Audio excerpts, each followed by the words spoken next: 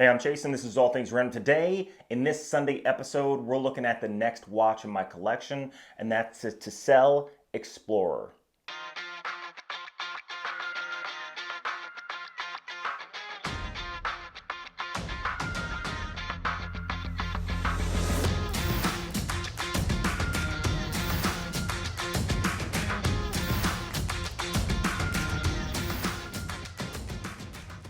Now, the Tisell Explorer, like I've been going from cheapest to most expensive, and I have done watches in the range of $40 or $30 for my Casio World Time, and I think the last one I just did, the watch was about 500 bucks.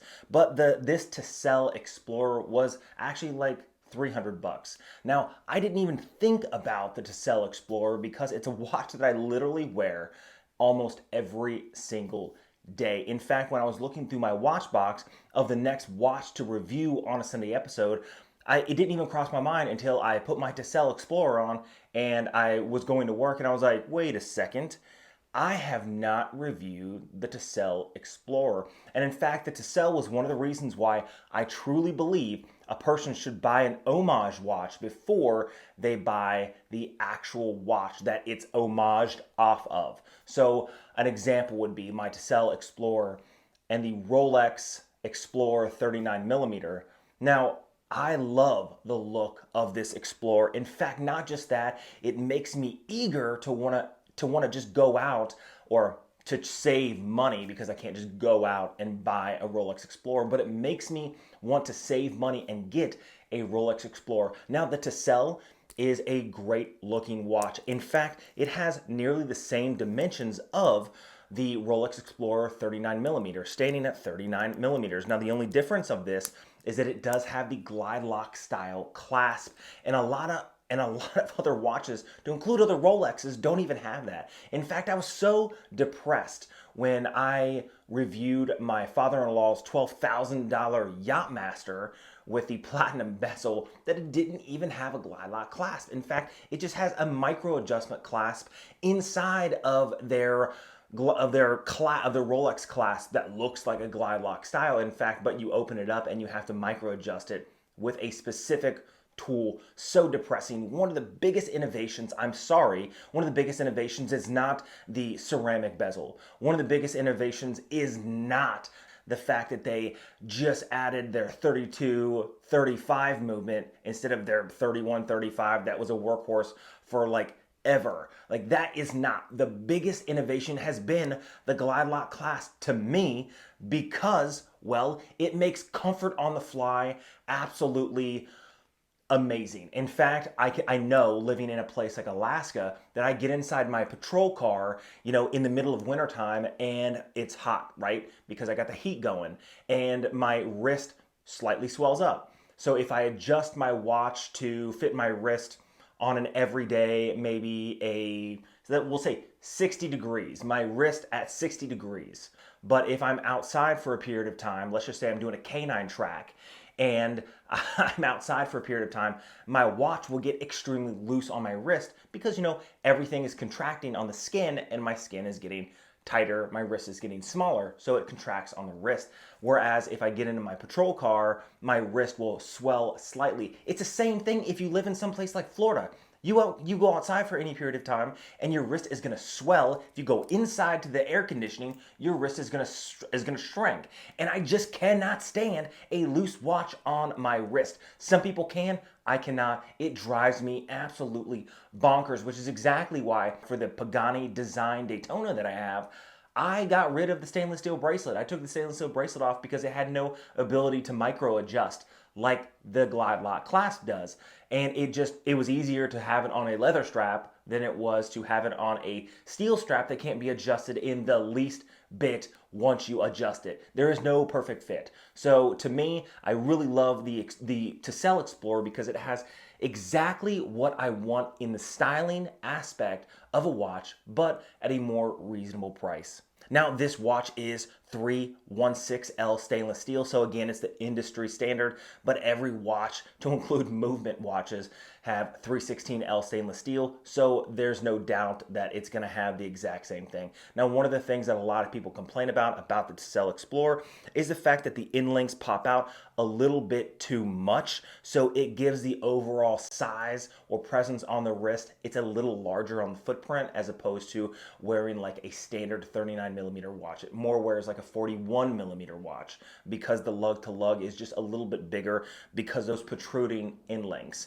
Overall, the watch is extremely comfortable, and you can tell when you look at the watch that it is a homage off of a Rolex Explorer. They're not trying to tell you that it's not. And the one good thing that I like about this, it has the Miyota 9015 movement, which means there is no ghost date position.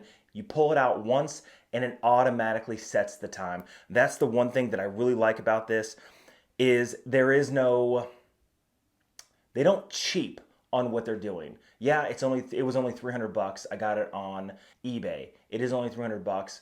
However, they at least use the correct movement in the watch so you don't have the ghost date position, which a lot of watches, if I were to look at other homage watches like a Parnis or a Pagani design, if there's no date, there's going to be a ghost window because they need to sell product at a lower price and they're not going to change the movements. They're just going to put a different dial on it. And that is not a deal breaker in most senses when it comes to watches. However, when it comes to some people like myself, I would prefer to have the correct movement in the watch. Now, this does offer 100 meters of water resistance, so this is a great everyday watch. You can jump in the pool if you want. You can't go diving with it, but who's going to scuba dive with a watch like this? But basically, it is good for every single day. In fact, you can see that the case is absolutely scratched up on this watch. It's not as bad as my father-in-law's Yachtmaster, but you can tell that around the smooth bezel, you see around the sapphire crystal there,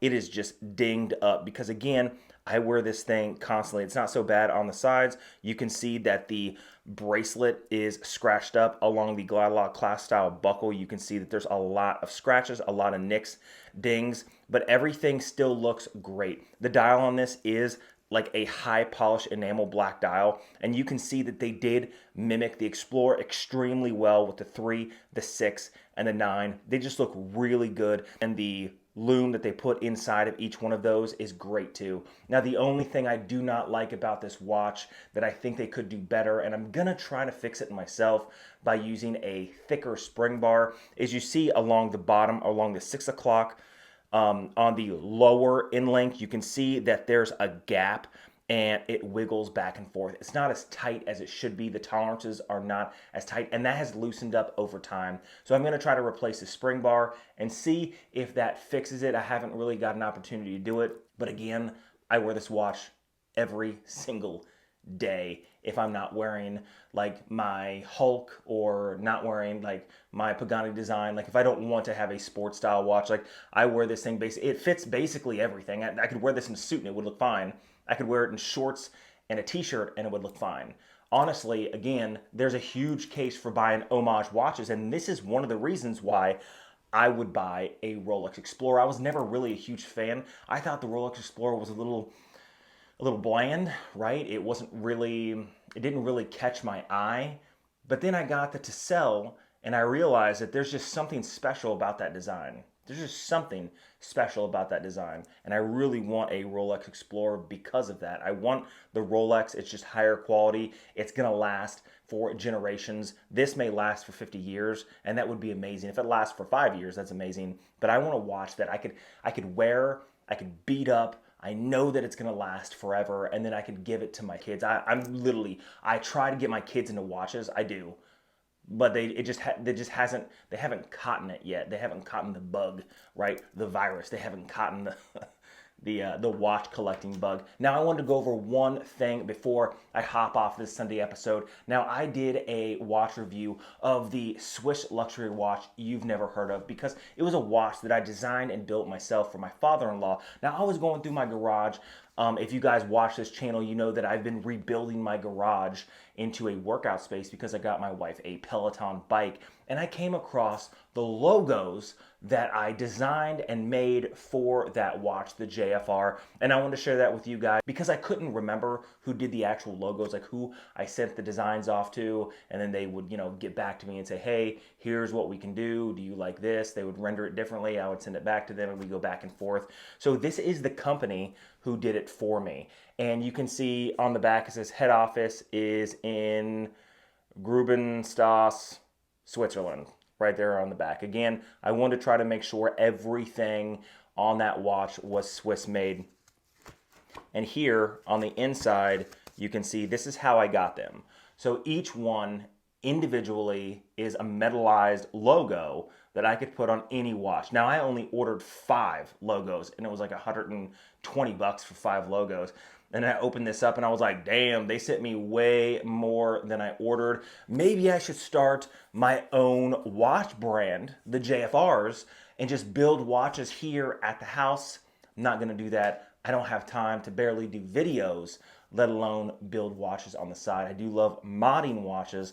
However, I have not built a watch in a while. In fact, the last thing that I actually built was recasing a Seagull 6497 movement from a pilot's watch into a Panerai Homage. And again, there's videos on the channel of me doing that. I've also, filled watches with oil, right? I did a review on that as well. Me filling a quartz watch, Swiss quartz watch, the Matthew Tisell, with a non-conductive oil to give it like a nice LCD look. Like it actually looks like it's an LCD screen. It doesn't really look like an actual watch dial. You guys should really check those videos out if you're interested.